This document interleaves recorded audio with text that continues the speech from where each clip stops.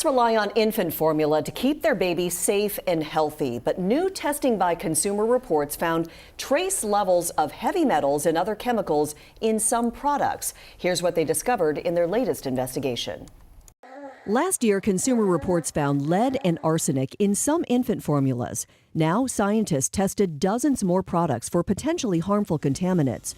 Consumer Reports analyzed 49 more baby formulas, testing for arsenic, lead, PFAS, BPA, acrylamide, and other chemicals. We had a lot of questions from readers after our first round. Readers were curious to learn about more hypoallergenic formulas, plant-based formulas, and liquid and ready-to-feed, which were not included in our first round of tests. The results were mixed. Nearly half of the formulas had very low or non-detectable levels of contaminants.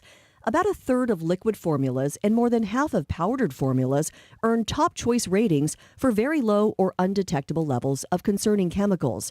But the tests also found room for improvement. More than half of the formulas contain levels of inorganic arsenic, a known carcinogen. Several products were also flagged for lead, which can harm a baby's developing brain. Testers also detected PFAS, sometimes called forever chemicals, in more than a quarter of the products. Small amounts of bisphenol A and acrylamide were also found in a few powdered formulas.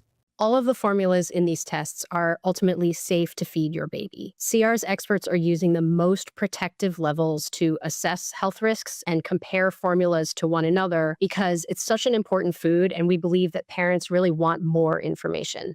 There are currently no federal limits for heavy metals in infant formula. Companies aren't required to routinely test for them or share the results publicly.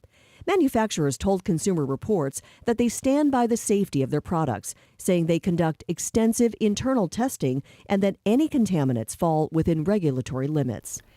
After last year's Consumer Reports investigation, the FDA launched Operation Stork Speed. It was a new initiative to strengthen oversight of the formula industry, including increased testing for heavy metals and other contaminants. Well, at least she says it's safe for the babies to ingest, but it's still stress that parents don't need at that young age. Definitely. I mean, again, the levels are safe, Yeah. but it's something to keep an eye on, and especially with this new initiative that they're going to be looking into more oversight about this. And you never know.